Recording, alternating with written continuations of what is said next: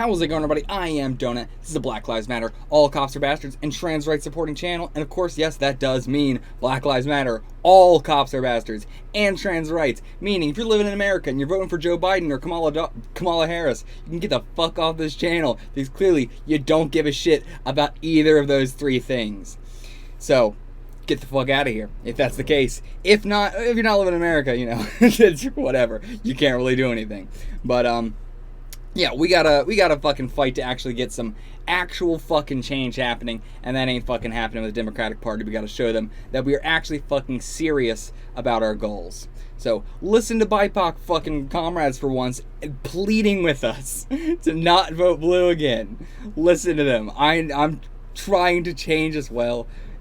We all gotta change. This is Broad City, episode 2. Episode 4. What is this called even? I didn't look it up. This is the Lockout. So, I suppose they will be locked out of their apartment and just, maybe the whole episode will just be revolving around them. Maybe it's like a fumigating thing so they can't go back. They just have to spend the entire day out or something. But are they even in the same apartment? I don't think so. So, we'll see.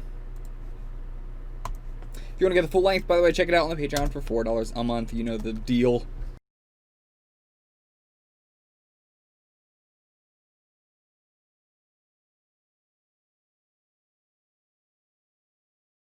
Okay. Oh my god. Oh my god. Honestly, probably my least favorite episode so far, I think.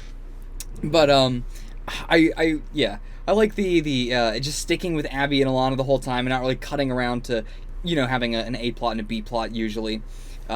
And yeah, I do think that ultimately this probably worked out the best, as it seems to be the recurring case by the end of the episode. Everything kind of goes the best it could have gone, even if it, you know, isn't good. It's still the best it probably could have gone. Because yeah, if she actually did support her fully or found the key and all that, she would have Abby would have dressed up really nice, and she would have gotten all fancy, and it would have been so much more cringy going to the sandwich shop. So yeah, probably a good thing in the end that she didn't, and it really didn't matter at all. Nobody looked at her, nobody cared at all. So yeah, in the end, it was fine. And also, let's talk about the bagels. Seriously though, if you are poor, if you are not, you know, making very much money at all, if you're struggling to buy groceries and everything like that, like 99% of the fucking country is, then of America. I mean, even though I'm not even living in America right now, but it's besides the point. Yeah, man, like there's so many, like Dunkin' Donuts is a fantastic one, but there's plenty of, you know, sandwich shops, donut shops, anything like that, any sort of pastry shop where they'll throw out all their bread at the end of the day. That is perfectly fine. It's just that, you know, because of the capitalist nightmare that we live in, we can't sell it for more than like a day. So then you gotta immediately throw it all out, and it's just bags and bags and bags full of freshly made, perfectly fine bagels. And like, yeah, you just take that shit. You can live off that for so much. You know, just eat a bagel every morning. Seriously, it'll save you so much money. If you're working any sort of job in a, you know, industry like that, like a, you know, in a sandwich shop or a grocery store, if you're working like a deli like I did, or you know, any sort of place with food where you're making the food or whatever, try and, you know, keep in mind, like, eat as much as you can on the job. Like, you might get in trouble for it, but as most jobs are, you have to get, you know, 2 strikes before, or you have to get 3 strikes, so you have 2 strikes to do it, or to get caught. So not like 2 times to do it, but you have plenty of times to do it, and you can get caught twice before it really matters. So your life is more important than your fucking job or your, you know, how you look. Like, you know, I say I wish I had the confidence to do what Alana did in terms of like stealing the, you know, lotions and all that, but I have, you know, on my job, I'm completely comfortable with just eating while I'm on the job. You know, I work in a deli, so I would just slice off pieces of meat and just eat them, and, you know, I would get in trouble for it plenty of times, and then I would just do it again. I got in trouble for it way more than 2 times, but, you know, they never wrote me up for it. It was just like, hey, you can't do that, and I was like, okay, and then I would just wait like 2 days and do it again. I mean, what the fuck are they gonna do? If I'm doing my job, then, I know how the economy is. I know how, desperate they are for workers. So they ain't gonna fucking do shit. As long as I'm doing my job good enough, they don't give a shit. So yeah, make sure you're doing that, Shit on company time, as always. Everything this series is teaching us. But yeah, get as much, especially when it comes to food, though. Food above all else. Try and, if you're trying, like, I used to all the time, again, when I worked in a deli, I would slice off a couple of slices of meat, and then, we were a deli bakery, so then I would, like, get one of, like, the breads that we would slice and then put in a bag, and I would slice it, put in a bag, take out 2 slices of bread for myself, put it back in. Who fucking cares, man? No, I don't give a shit. And, it is not morally wrong. I don't care. Yeah, just like take that for my lunch, instead of buying a lunch or, something like that. Like, way more viable to live and to survive that way. Especially if you're in the city and everything like that, if you live in the city, it's a lot more easy to get food from places. But at the same time as well, be aware of, like, don't try and get the bagels immediately after they put them out. If you're working if you're working at Dunkin' Donuts, then you could take them home or whatever. But, like, if they're out there, there's also some actual homeless people out there who could use it too. So make sure you're not taking it from them.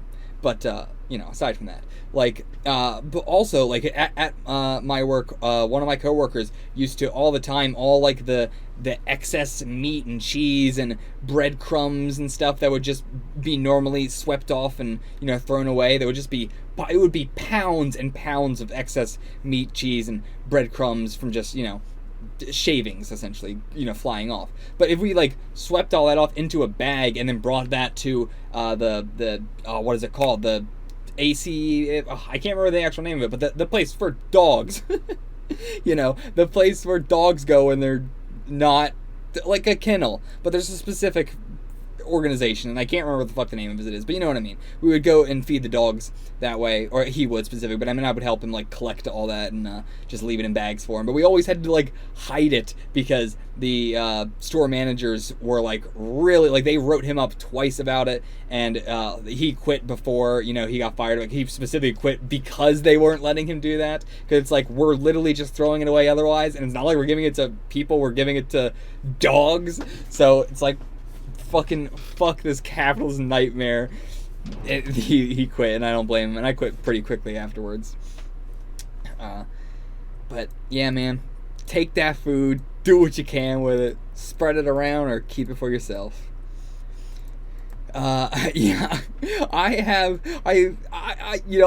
them breaking into the apartment, I want to say, like, what were you guys thinking? But I have not done something like that where it's like, oh, there's, a locksmith who's creepy, so I'm gonna tell him this is my house. But I have just broke when I was younger, much younger, just broken into, people's houses and just chilled in their house while they weren't there and didn't really do anything. Like, I didn't steal anything. We didn't, like, wreck the house or anything. We would just break in and just chill around and see what they had as a, like, adrenaline thing as kids, which is still not good. It was still pretty fucked up. But, I mean, I was a fucking kid in the middle of a rural, fuck nowhere town, so there was nothing to fucking do, so we just broke into people's vacation homes.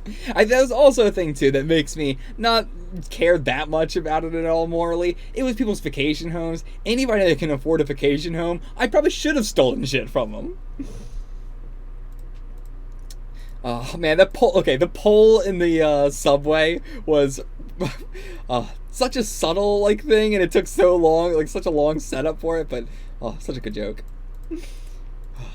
A lot of just, like, really sticking with scenes for a long time in the show, I'm noticing, though. Like, especially with conversations, too, like the sandwich shop guy. It's not like they're not setting up for a joke. It is just, the joke is how inherently funny some conversations are, and they make it more funny just by the way they kind of, like, are talking over each other and talking very, like, softly. Like, it's very similar to the package place from last episode.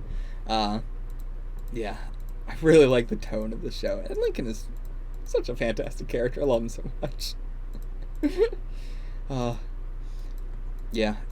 Alana is so... she is an absolute mess, but God, she is also, at the same time, such a queen, such a fucking bi-idol. I love her so much. So I think it is because she's such a mess that I love it. Like, I can relate so much.